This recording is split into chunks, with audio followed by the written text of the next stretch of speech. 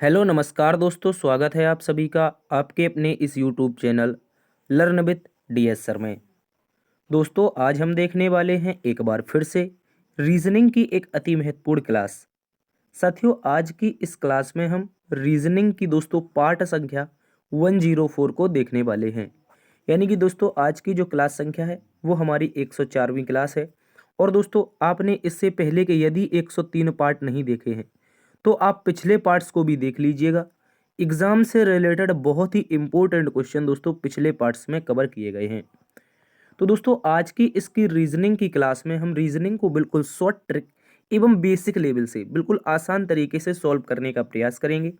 और आज की इस क्लास में दोस्तों हम रीजनिंग के 15 अति महत्वपूर्ण प्रश्नों के बारे में आपको बताएंगे, जो सारे के सारे प्रश्न दोस्तों प्रीवियस ईयर एग्जाम में पूछे गए प्रश्न रहने वाले हैं।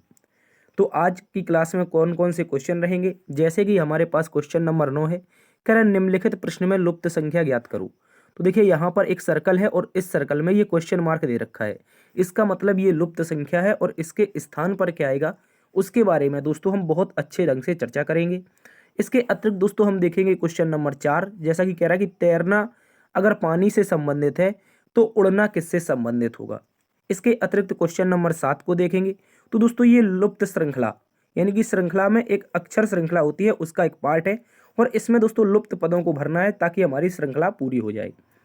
तो दोस्तों बहुत ही इंपॉर्टेंट क्लास साबित रहने वाली है। यदि आप याद रखेंगे, यदि आप किसी भी एग्जाम्स की तैयारी कर रहे हैं, इनमें से यदि किसी भी एग्जाम की तैयारी कर रहे हैं, जैसे कि दोस्तों SSC GD MTS CHSL CGL CPO, UPSI UP police Bihar police Agniveer clerk Rajasthan police Delhi police railway group D NTPC DFCCIL ALP IBPS navy Madhya Pradesh police CRPF DRDO CISF ITBP CTET DSSB UKPSC दरोगा UP triple S C PET UPPSC MPPSC BPSC super TET UP PET तथा UP TET और भी प्रतियोगी परीक्षाएं साथियों जिनमें भी आपका रीजनिंग पूछा जाता है, उन सभी एग्जाम्स के लिए ये क्लास बहुत ही शानदार बहुत ही दमदार शानदार साबित होने वाली है। चलिए शुरुआत करते हैं आज की क्लास की। उससे पहले एक इन्फॉर्मेशन दोस्तों, कल शाम 5 बजे आप जुड़ना ना भूलें आपके अपने इसी यूट्यूब चैनल पर। याद रखेंगे 28 नवंबर शाम 5 बजे, 28 नवंबर शाम 5 बजे, जैसा कि हमने वादा किया था आपको एसएससी जीडी एग्जाम्स के लिए 2024 में हम आपको रीजनिंग टॉपिक वाइज यानी कि चैप्टर वाइज फ्री प्रोवाइड कराएंगे। उसका कल पार्ट नंबर 1 यहाँ पर आने वाला है, जिसमें दोस्तों हम चैप्टर वाइज पार्ट देखेंगे सादृश्यता को, सादृश्यता यानी एनालॉजी। इसमें दोस्तों शब्द सादृश्यता को देखेंगे, क्योंकि जो एनालॉजी है वो 3 भागों में हम कवर करते हैं, शब्द सादृश्यता, अंक सादृश्यता एवं अक्षर सादृश्यता।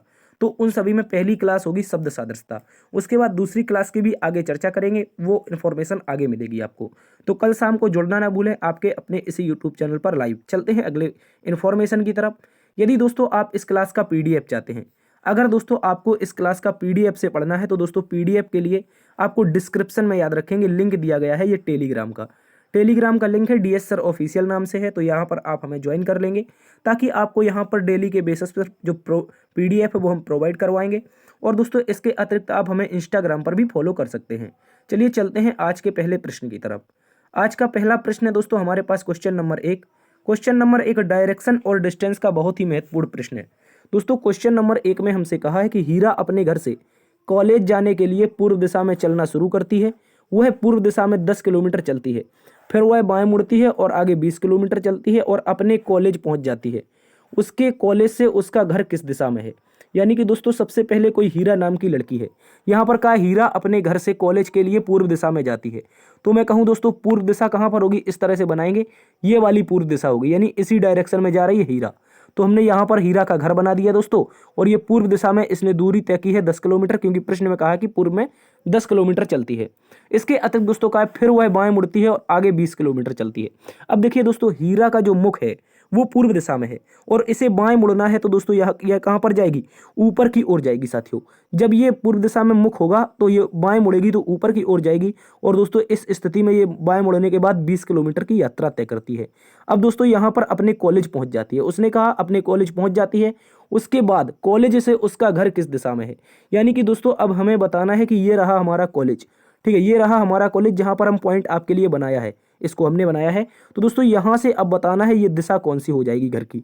तो आप कहेंगे सर घर की दिशा कुछ इस तरह से बनेगी। तो अगर हम यहाँ पर देखें, यहाँ पर जहाँ पर हमने आपके लिए सर्कल बनाया है, इस साइड देखिए अपने राइट साइड स्क्रीन में। तो दोस्तों अगर बात कर लें, यहाँ पर हमने बताया था ईस्ट दिशा होती है, उसके अपोजिट कौन सी होती है, वेस्ट होती है। ऊपर की ओर नॉर्थ होती है, नीचे की ओर साउथ होती है, ठीक है। अब देखिए यहाँ पर वेस्ट है और यहाँ पर साउथ है, इसी के बीच में इसका घर पता चल रहा है। देखिए यहाँ पर अगर बना दूं वेस्ट और साउथ और यहाँ पर ईस्ट और ऊपर नॉर्थ बना दूं, तो दोस्तों यही घर तो पता चल रहा है इस दिशा में। तो आप कहेंगे सर इस दिशा में जो घर पता चल रहा है वो वेस्ट और साउथ, वेस्ट और साउथ यानी कि दोस्तों साउथ वेस्ट की ओर हो जाएगा। ऑप्शन नंबर डी इस प्रश्न का सही उत्तर होगा। देखिए एक बार फिर से समझिए, हीरा दोस्तों कॉलेज गई है और पूर्व दिशा में 10 किलोमीटर गई है, उसके बाद बाएं मुड़ी है, उसके बाद दोस्तों उसने क्या किया है, 20 किलोमीटर की यात्रा तय की है। 20 किलोमीटर की यात्रा तय करने के बाद कॉलेज पहुंच गई, यानी कि इस वाले बिंदु पर, ठीक है। जब इस बिंदु पर पहुंच गई तो इस बिंदु से इसकी घर की दिशा बतानी है, जो कि दक्षिण पश्चिम।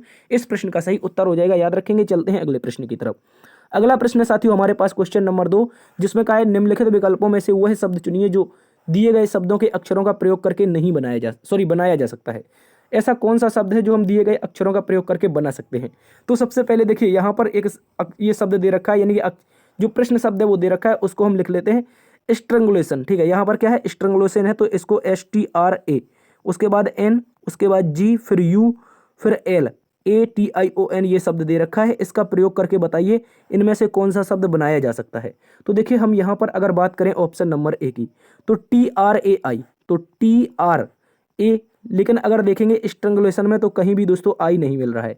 इसका मतलब क्या कहेंगे, इसका मतलब कहेंगे कि ऑप्शन नंबर 1 हम दोस्तों नहीं बना सकते हैं। उसके बाद यहाँ पर देखिए गारलैंड लिखा है, क्या लिखा है, गारलैंड, GAR, तो दोस्तों देखेंगे GAR, उसके बाद GAR हो जाएगा L के बाद A, फिर उसके बाद N और उसके बाद D। तो स्ट्रंगुलेशन में दोस्तों कहीं पर भी हमें D नहीं मिल रहा है, इस कारण हम ऑप्शन नंबर 2 को भी नहीं बना सकते हैं, क्योंकि गारलैंड में लास्ट में D आया है और स्ट्रंगुलेशन में कहीं भी दोस्तों हमें क्या नहीं मिला है। तो आप कहेंगे सर D नहीं मिला है, तो मतलब ऑप्शन नंबर B भी गलत हो जाएगा। इसके बाद देखते हैं ऑप्शन नंबर साथियों C को। ऑप्शन नंबर C में रोस्टिंग लिखा है ROA, तो आप देखेंगे R, उसके बाद O, फिर A, ROA, S हो जाएगा कहाँ पर, ये वाला। उसके बाद TING, तो T और I, उसके बाद क्या हो जाएगा N और उसके बाद G, यानी कि दोस्तों रोस्टिंग शब्द को हम बना सकते हैं। गौर से समझना है साथियों, रोस्टिंग शब्द को हम बना सकते हैं। तो हम कहेंगे दोस्तों जो शब्द है, जो ऑप्शन है वो बनाया जा सकता है, स्ट्रंगुलेशन का प्रयोग करके रोस्टिंग बनाया जा सकता है। इसके बाद यहाँ पर नीचे देखेंगे तो यहाँ पर लिखा हुआ है ट्रॉमा, क्या लिखा है, ट्रॉमा, तो TRA, तो यहाँ पर देखेंगे TRA, उसके बाद U है, उसके बाद क्या है, M है, उसके बाद M है, लेकिन यहाँ पर D में M आया है, लेकिन स्ट्रंगुलेशन में कहीं भी M नहीं आया है, तो इस कारण ऑप्शन नंबर D भी नहीं बना सकते हैं। केवल और केवल ऑप्शन नंबर C है जिसमें दे रखा है रोस्टिंग, और दोस्तों रोस्टिंग को हम अच्छे तरह से इस प्रश्न शब्द का प्रयोग करके बना सकते हैं, इसको याद रखेंगे और यही इस प्रश्न का सही उत्तर हो जाएगा। चलते हैं अगले प्रश्न की तरफ। अगला प्रश्न दोस्तों बहुत ही प्यारा क्वेश्चन है, क्वेश्चन नंबर 3, जिसमें हमसे कहा है कि झांसी रैंक में प्रभा से 12 स्थान आगे है। यहाँ पर कोई झांसी नाम की लड़की है और वो रैंक में प्रभा से 12 स्थान आगे है। प्रभा आखिरी छात्र से 15वीं रैंक पर है। प्रभा जो है दोस्तों वो आखिरी छात्र से कहाँ पर है, 15वीं रैंक पर है। उसके बाद कहा यदि झांसी मेरिट क्रम में चौथे स्थान पर है तो वह उस कक्षा में कितने छात्र हैं। तो बताइए उस कक्षा में कितने छात्र हैं। चलिए बात करते हैं इस प्रश्न की, सबसे पहले इसको सॉल्व करेंगे। तो देखिए यहाँ पर कहा है कि प्रभा आखिरी छात्र से 15वीं रैंक पर है। तो मैं अगर बनाऊं एक क्लास को यहाँ पर आपके लिए इस साइड में इस प्रश्न को सॉल्व करेंगे। तो अगर इस क्लास को, कक्षा को बनाऊं तो यहाँ पर जो प्रभा है वो आखिरी छात्र से कहाँ पर है, तो आप कहेंगे दोस्तों 15वीं रैंक पर है। तो आखिरी छात्र से प्रभा को कहाँ पर बना देंगे दोस्तों, 1 मिनट, आखिरी छात्र से हम प्रभा को यहाँ पर बनाएंगे, ठीक है। आखिरी छात्र से, ये यार सीधी नहीं बन पा रही है, ठीक है, ये हो गई हमारी प्रभा आखिरी छात्र से 15वीं रैंक पर हो जाएगी यहाँ पर, ठीक है। ये हो जाएगी कौन, प्रभा, P4 प्रभा 15वीं रैंक पर हो जाएगी। इसके बाद इससे 12 स्थान आगे है झांसी। कौन है दोस्तों, आप कहेंगे झांसी, तो इससे 12 स्थान आगे बना देंगे झांसी को। तो ये दोस्तों कितने पर हो जाएगी, यहाँ से याद रखेंगे इस पॉइंट से 12 स्थान पर हो जाएगी J4 झांसी, ठीक है। लेकिन इस प्रश्न में हमसे दोस्तों कहा है कि जो झांसी है वो मेरिट क्रम में चौथे स्थान पर है। मतलब चौथे स्थान पर कहां से होगी? यदि आपके स्कूल की दोस्तों मेरिट बन रही है और मेरिट में यदि झांसी को स्थान देंगे तो आप बताइए कौन सा देंगे? ऊपर से चौथा देंगे तभी तो बताएंगे। कभी आपने सुना है कि किसी स्कूल की मेरिट बनी और कोई बच्चा आपको बता रहा है कि सर मैंने चौथा किया है, वो भी नीचे से? तो ऐसा नहीं होता है। मतलब चौथे स्थान पर है, यदि झांसी चौथे स्थान पर है वो दोस्तों पहले से आ जाएगी, ऊपर से हो जाएगी। इसको आप लोग अच्छे से याद रखेंगे।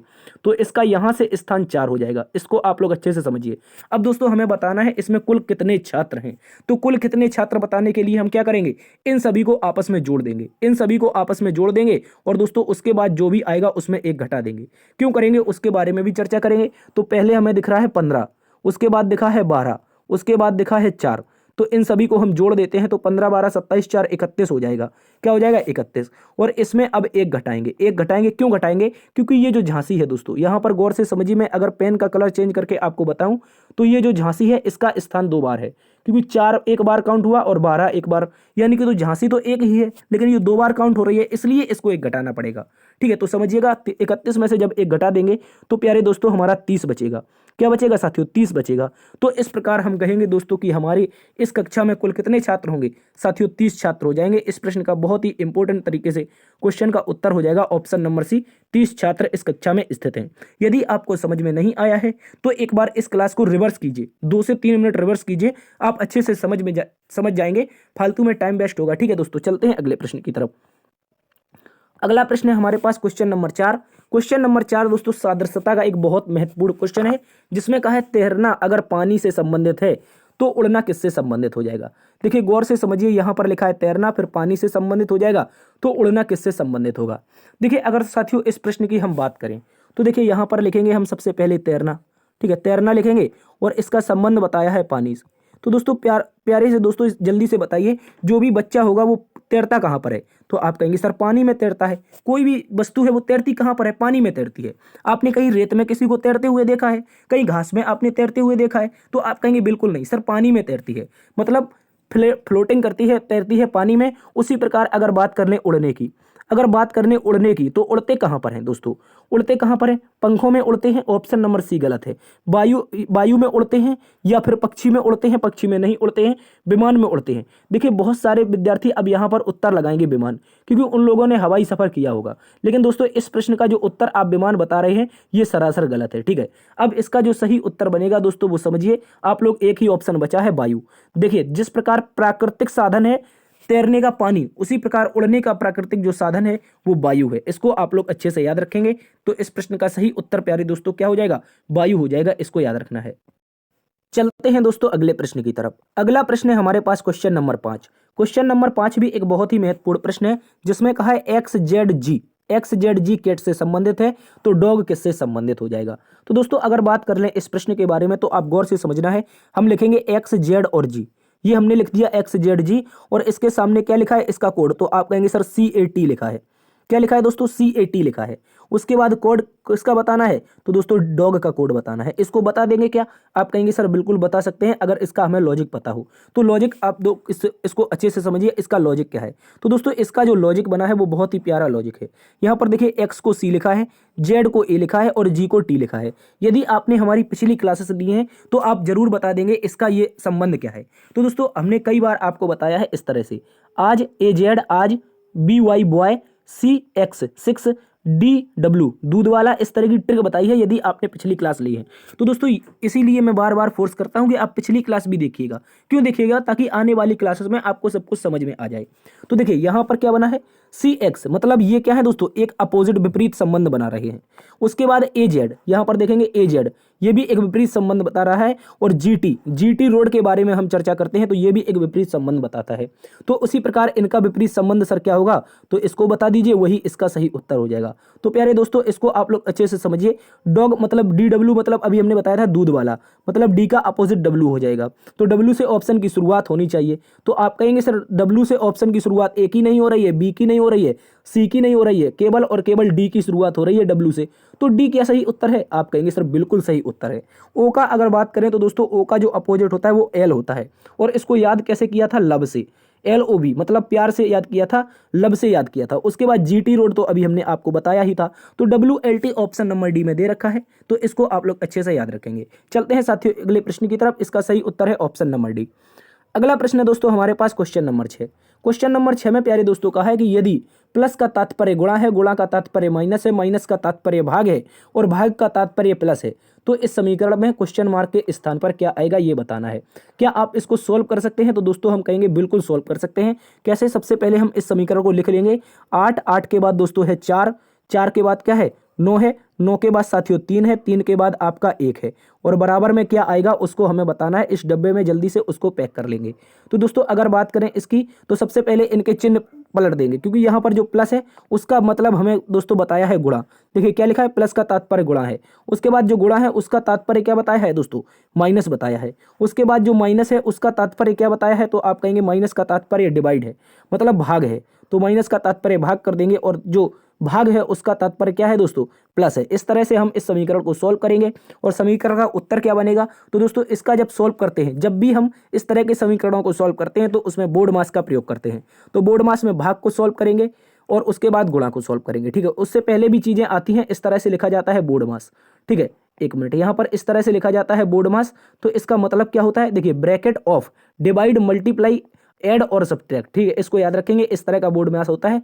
ब्रैकेट ऑफ है नहीं तो डिवाइड का प्रयोग करेंगे। तो डिवाइड 3 त्रिका 9 मतलब हो जाएगा। उसके बाद यहाँ पर 3 आ जाएगा और माइनस कर देंगे तो 8 गुणा 4 मतलब 32 हो जाएगा। ठीक है, डिवाइड का प्रयोग करके क्या करेंगे, 32 कर लेंगे। ठीक है, इस तरह से। उसके बाद यहाँ पर है +1। तो हमारा सही उत्तर क्या बनेगा दोस्तों, आप कहेंगे अगर इस प्रश्न को हम देखें दोस्तों, अगर इस प्रश्न को देखें तो 32 में से क्या चला जाएगा, 3 चला जाएगा, 29 बचेगा और 29 में 1 जुड़ जाएगा तो 30 हो जाएगा। मतलब 32 में अगर 1 जोड़ दें तो दोस्तों यहाँ पर 33 हो जाएगा और 33 में 3 चला जाएगा तो 30 बचेगा दोस्तों। क्या यही उत्तर आ रहा है? देखिए 30 किसी ऑप्शन में नहीं है, तो क्या करना चाहिए, क्या करना चाहिए। लेकिन यहाँ पर एक ऑप्शन भी तो दे रखा है दोस्तों, इनमें से कोई नहीं हो सकता है ये सही हो। एक बार इसको फिर से चेक कर लेते हैं। चेक करने में क्या जाता है, देखिए सबसे पहले बोर्ड मास में डिवाइड का प्रयोग करेंगे। 3 त्रिका 9 मतलब 3 बचेगा और उसके बाद यहाँ पर माइनस है तो माइनस रहेगा, 8 चौके 32 हो जाएगा और प्लस है तो प्लस रहेगा।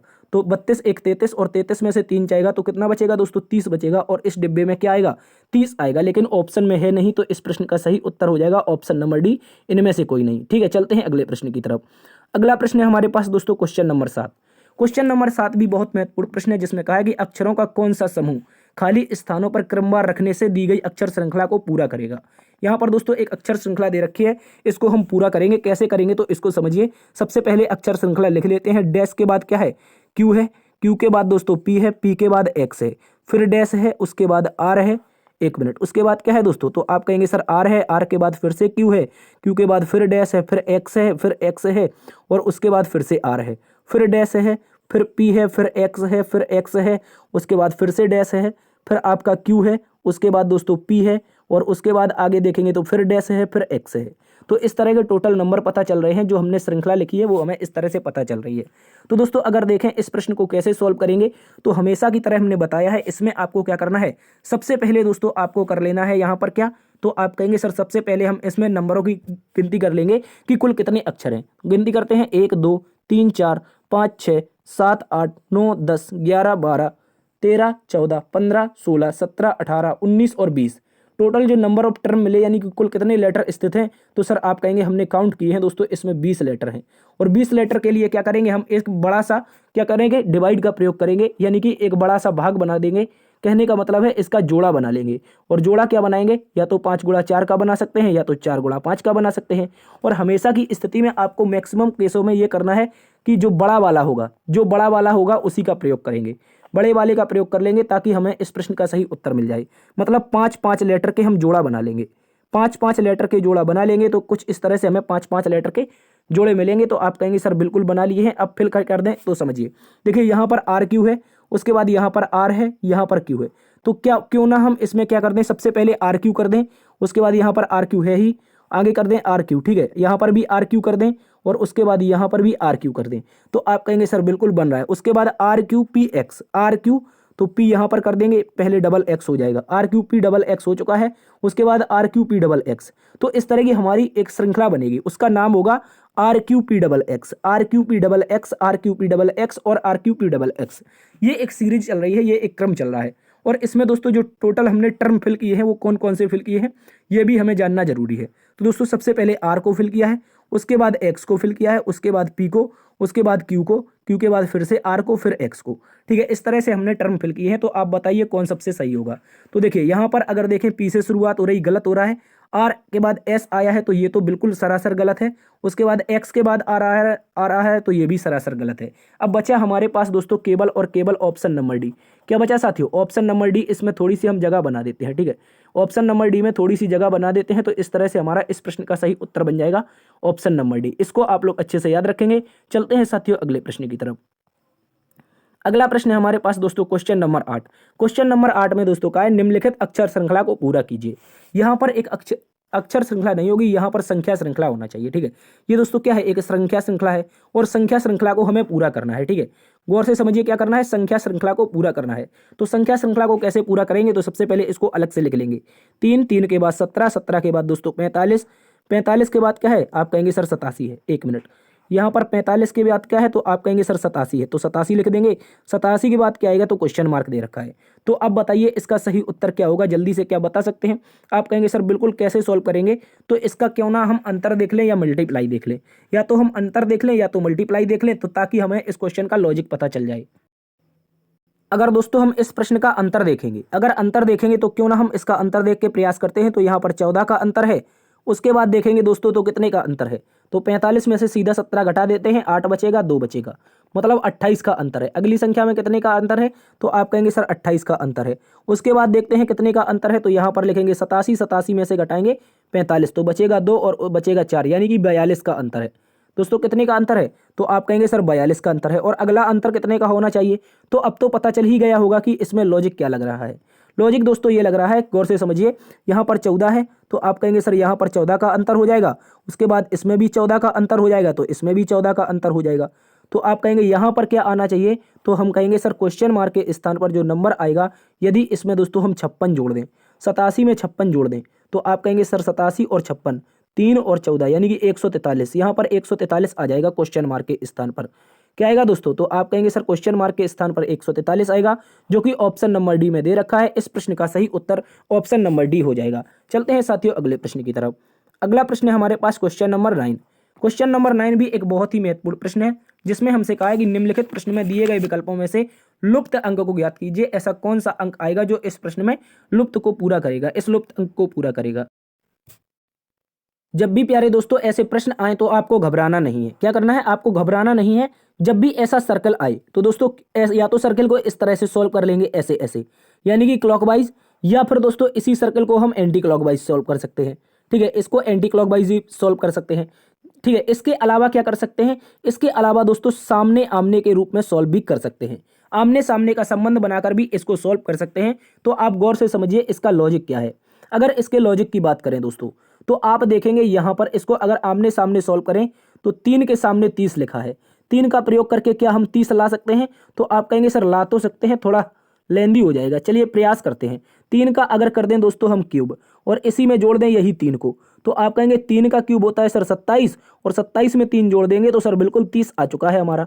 ठीक है, 30 आ चुका है। इसके बाद दोस्तों हम देखेंगे ये 4 का 68 से क्या संबंध है। तो इसी लॉजिक का यदि प्रयोग करें, इसी फॉर्मूले लॉजिक का प्रयोग करें, तो 4 बराबर क्या लाना है? आप कहेंगे सर 68 लाना है। तो क्यों ना हम सर 4 का क्यूब कर दें और इसी 4 को इसमें जोड़ दें। तो आप कहेंगे सर 4 का क्यूब 4 चौके 16 चौके 64, क्या हो जाएगा दोस्तों? 4 का क्यूब बनेगा हमारा 64 और 64 में 4 ऐड हो जाएगा तो हमारा क्या बन जाएगा? 68 बन जाएगा, यानी कि 68 बन जाएगा। तो इस लॉजिक का प्रयोग करके ये तो बिल्कुल आ रहा है। तो सर क्यों ना अब इसी लॉजिक का प्रयोग करके यहाँ पर 5 के सामने ला देते हैं। 5 के सामने कैसे लाएंगे? तो 5 के बराबर में क्या लाना है तो ये बताना है। तो सबसे पहले 5 का करेंगे क्यूब और इसी में ये 5 को जोड़ देंगे। तो दोस्तों 5 का क्यूब होता है 125 और 125 में अगर 5 जोड़ेंगे तो साथियों 130 हो जाएगा। क्या हो जाएगा दोस्तों? 130 हो जाएगा। और 130 हमें दे रखा है ऑप्शन नंबर बी में।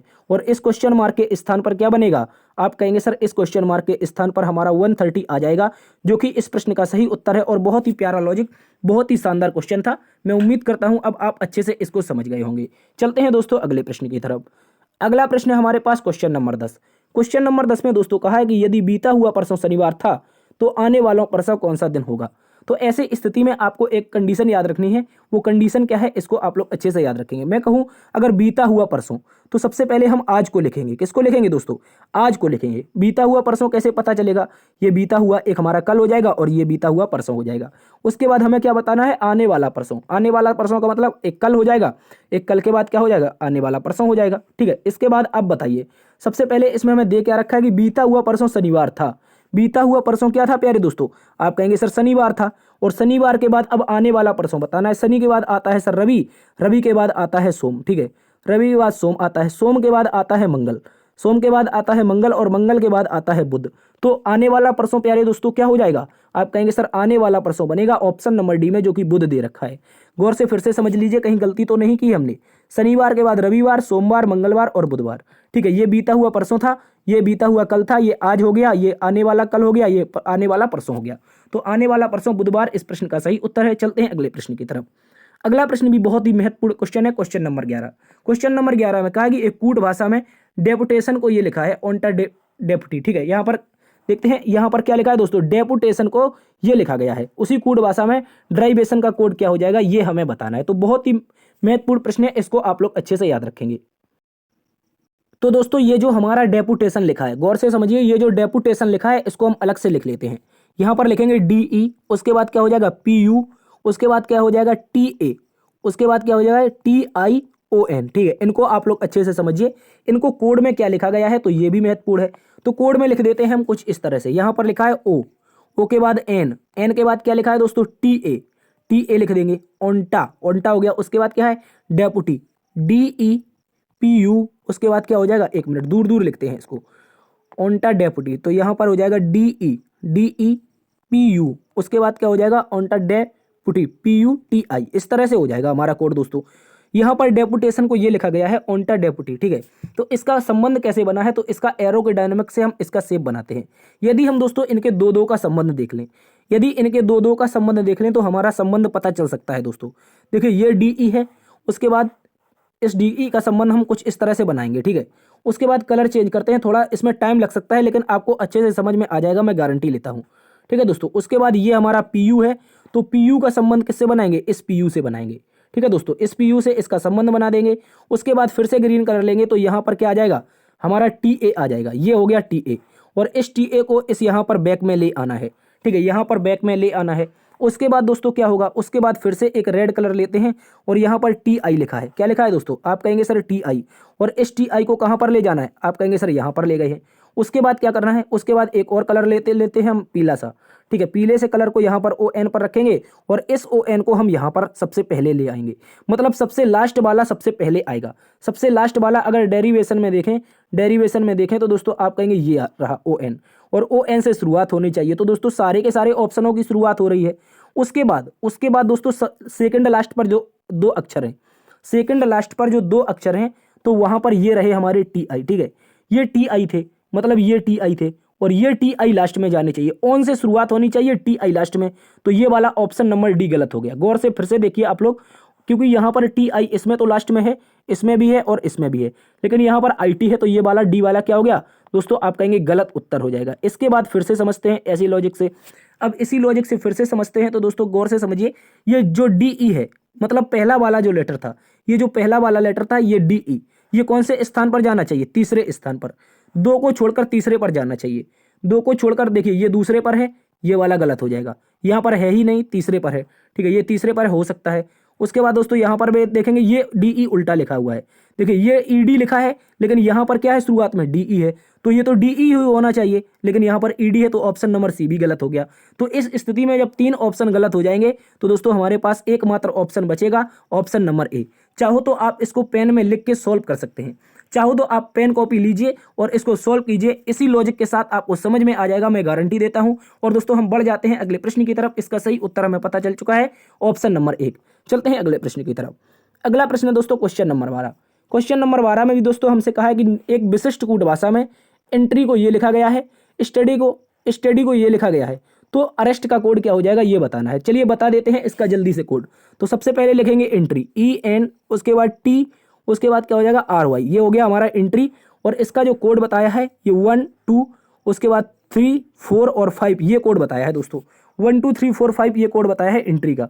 और उसके बाद अगला कोड हमें किसका बताना है, तो आप कहेंगे 1 मिनट, यहाँ पर अगला कोड भी हम बता देते हैं कलर चेंज करके, किसका, स्टडी का, STEA और DY, ठीक है, स्टडी हो गया।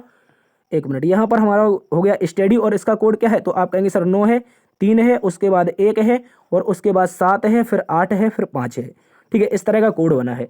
तो अगर दोस्तों इस प्रश्न को हम गौर से समझेंगे, गौर से इसको सॉल्व करेंगे, देखिए यहाँ पर क्या है, लास्ट में y है, इसमें भी लास्ट में y है, ये भी 5 कोड है, ये भी 5 कोड है, मतलब जो अक्षर जिसके सामने है उसका वही कोड बनेगा।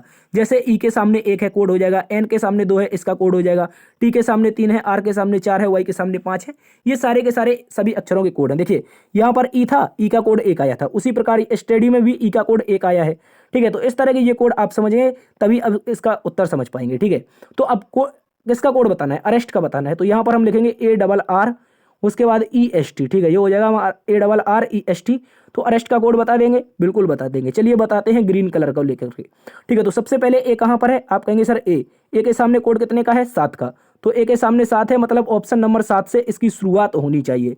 ऑप्शन नंबर 7 से शुरुआत सी की नहीं हो रही है, गलत हो जाएगा। उसके बाद दूसरा कोड लेते हैं, दूसरा कोड आर का, तो मतलब इसके बाद आर कहाँ पर दिखाई दे रहा है, आप कहेंगे आर का मतलब ये है, मतलब 7 के बाद 4 आना चाहिए। 7 के बाद 4 यहाँ पर ऑप्शन नंबर डी में नहीं आ रहा है, गलत है, और 7 के बाद 4 AB में आ रहा है। उसके बाद देखेंगे आगे क्या होगा, तो ई का कोड अभी हमने देखा था दोस्तों 1 था, 4 के बाद 1 आना चाहिए, 4 के बाद 1 ऑप्शन नंबर 1 में नहीं है, तो गलत हो जाएगा। और ऑप्शन नंबर बी इस प्रश्न का दोस्तों सही उत्तर हो जाएगा। इसको आप लोग अच्छे से याद रखेंगे, ठीक है दोस्तों, आप लोग इसको अच्छे से याद रखेंगे। उसके बाद एस का कोड हमने देखा था 9 था, और टी का कोड हमने देखा था 3 था। इस तरह से हमारा ऑप्शन नंबर बी इस प्रश्न का सही उत्तर है, इसको आप लोग अच्छे से याद रखेंगे। चलिए दोस्तों चलते हैं अगले प्रश्न की तरफ। अगला प्रश्न है हमारे पास क्वेश्चन नंबर 13। क्वेश्चन नंबर 13 में कहा है कि इन प्रश्न में दी गई आकृतियों में उत्तर आकृति को चुनिए, उस उत्तर आकृति को चुनिए जिसमें प्रश्न आकृति निहित है। बहुत ही महत्वपूर्ण प्रश्न है। यहाँ पर जो प्रश्न आकृति आपको दे रखी है, इस प्रश्न आकृति में ये जो प्रश्न आकृति कुछ इस तरह से दे रखी है, इस तरह से इसमें बताना है कि ऐसी कौन सी आकृति है जो उत्तर आकृति में कुछ इस तरह से निहित है। तो आप बता सकते हैं क्या, चलिए प्रयास करते हैं कैसे हम इसको बताएंगे। थोड़ा सा जूम कर लें ताकि हमें इस प्रश्न को सही से समझ में आ जाए, इसका लॉजिक क्या है, ठीक है। इसको थोड़ा सा जूम कर लेते हैं। अब देखिए यहाँ पर तो आकृति कुछ इस तरह की बनी है प्यारे दोस्तों, ये वाली आकृति बनी है। इस आकृति को हम ढूंढेंगे कहाँ पर है। तो अगर देखें इस प्रश्न में सबसे पहले प्यारे दोस्तों देखेंगे तो यहाँ पर अगर हम इससे चलें, यहाँ पर अगर इससे चलेंगे तो क्यों ना ये आकृति हमारी हो सकती है।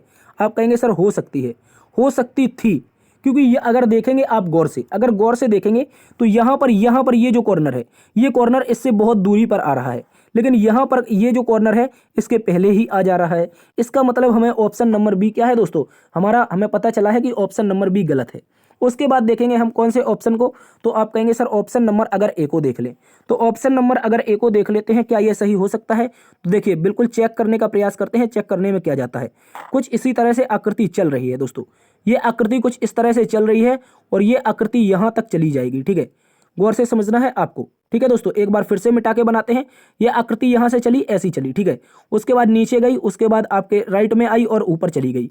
तो इस तरह की ये आकृति आपको बनती हुई प्रतीत हो रही है एज इट इज, जैसे कि प्रश्न आकृति में बनी है।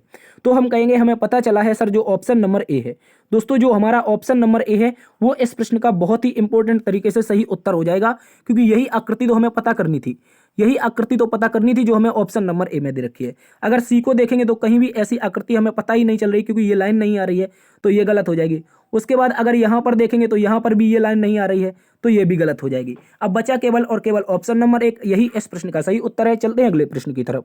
अगला प्रश्न है दोस्तों हमारे पास क्वेश्चन नंबर 14।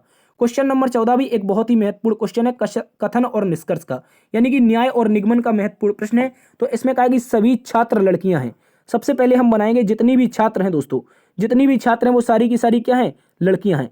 तो यहाँ पर हम लिखेंगे छात्र को, किसको, यहाँ पर हम छात्र को बनाएंगे और सारी छात्रों को क्या बना देंगे। आप कहेंगे सर सारी छात्रों के हमें लड़कियां बनाना है, तो जल्दी से इनको हम क्या बना देंगे, प्यारी सी बहनें यानी कि लड़कियां बना देंगे, ठीक है दोस्तों। यहाँ पर हमारी हो गई लड़कियां। उसके बाद दोस्तों आगे देखेंगे तो कोई लड़की मंद बुद्धि नहीं है, मतलब ये हकीकत बताई है या झूठ बताया है, ठीक है, ये सीरियस नहीं लेना है आपको। अगर बहनें हमारी क्लास देख रही हैं तो आपको सीरियस नहीं लेना है, ठीक है। ये प्रश्न एक थोड़ा सा मजाक चल जाता है कभी कभी, ठीक है। इसके बाद अब यहाँ पर क्या कहा है, तो आप कहेंगे दूसरी लाइन में कोई लड़की मंद बुद्धि नहीं है। कोई लड़की मतलब कोई भी लड़की, जो ये लड़की का पार्ट है, ये कोई भी हमारा किसमें नहीं आना चाहिए, तो हम कहेंगे सर मंद बुद्धि में नहीं आना चाहिए, इसकी लड़ाई करवा देंगे मंद बुद्धि से, ठीक है। ये हो जाएगी हमारी मंद बुद्धि, ठीक है, ये हो गई हमारी मंद बुद्धि और इसकी लड़ाई करवा देते हैं जल्दी से। लड़कियों की लड़ाई मंद बुद्धि से हो जाएगी, तो ये कभी भी लड़कियां मंद बुद्धि नहीं बनेगी। तो अब देखिए प्रश्न में सबसे पहले निष्कर्ष नंबर 1 को पढ़ते हैं, जिसमें निष्कर्ष नंबर 1 में लिखा है कक्षा में कोई लड़का नहीं है। देखिए न्याय और निगमन की बात यह होती है दोस्तों, जो हमें कथन में दिया हुआ होता है, जो हमें कथन में दिया हुआ होता है उससे हटके अगर कोई नंबर, कोई शब्द, कोई चीज आ रही है तो वो हमेशा गलत मानी जाती है। देखिए कथन में क्या कहीं पर आपको कक्षा की बात की है तो आप कहेंगे सर कथन में सही बात है, कक्षा की बात तो नहीं की है।